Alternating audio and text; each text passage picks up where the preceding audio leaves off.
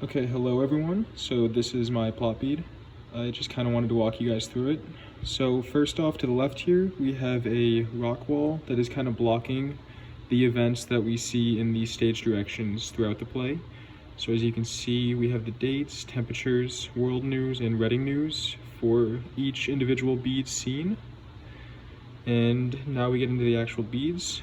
So the first bead you can see is kind of like a BAM, it's kind of like a catalyst. And obviously it's Cynthia says she'll apply. And that's kind of what the shape I was going for as well. The second one is supposed to be a trampoline shape, and it's when Chris gets accepted into Albright, and it's kind of like he can choose to leapfrog out of the factory and move on with his life, or he doesn't have to get on.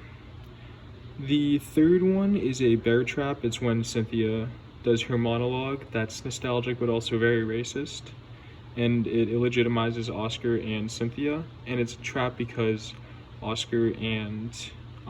Jason and Chris are basically the main focus of my plot bead. I think that they were the main focus of the play in terms of their lives obviously getting ruined by what they did, but also there was this push throughout the play for them to get out and move on with their lives because a lot of the other characters could not. And so this is a trap that they could fall in, this nationalism, this racist rhetoric. The fourth one is Jesse's trip that never was. It is a seed, and it's supposed to be planted in the brains of Chris and Jason, and it's supposed to kind of ignite their push to get out, ignite their feelings of needing to leave. The fifth one is a spotlight, and it is when Cynthia is on the ropes going from job to job in 2008. And this is kind of supposed to spotlight what could happen if you stay in this town, if you continue to believe in the small town rhetoric or in this dying American dream, and that the factory system is the way to get out. The sixth one is another bear trap, and it is when Cynthia chooses not to walk out of her job and instead chooses to stay, even though Tracy talks about Atlantic City and how Cynthia always used to fight for what she believed in, and now it seems that she does not.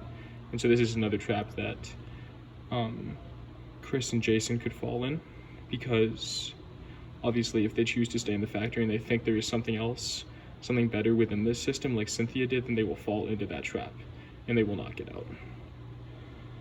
The seventh one is another seed, and it is Brucey and Chris's heart-to-heart after Brucey returns from being away for about 2 weeks when no one really knows where he was. And this is when Brucey really says to Chris, this doesn't have to be your fight.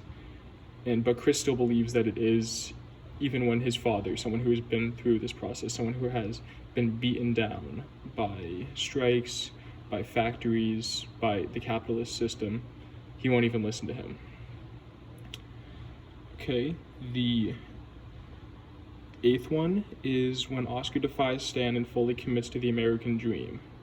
And it is supposed to be an apple, because not only is it as American as apple pie, but also Oscar is kind of finally eating the fruits of his labor. He has been working hard for so long, and now he's at where he was supposed to be, and at where his father can never get because of America's racist past and because of how the factory system works.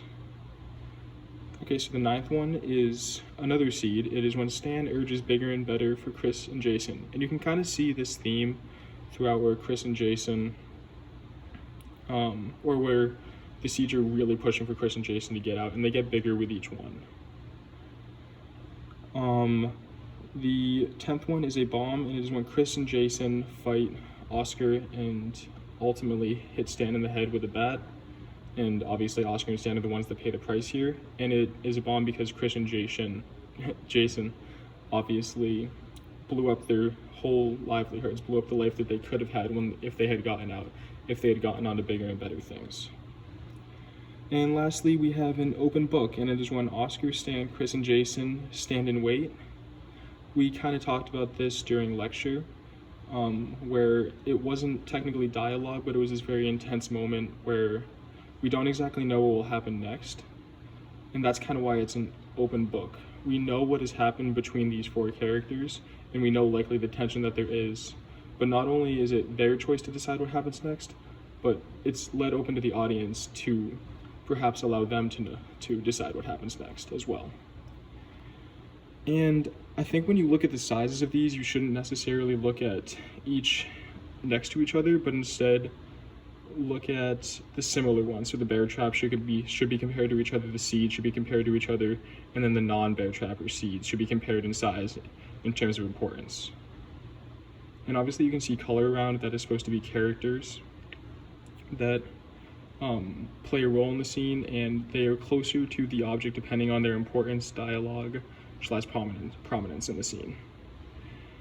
And of course, on the sides, you have American flags to the left and birthdays to the right, and I kind of wanted to capture the growing nationalism with the American flags throughout the play, and then the deteriorating friendship relationships between the characters, especially Cynthia, Jesse, and Tracy, with the birthday cakes, but also, to a degree, the deterioration of the American dream, the deterioration of this life that they were supposed to live out together, and it slowly falls apart and flies away. And so yeah, this is my plot bead. Thank you for coming to my TED Talk, and thanks.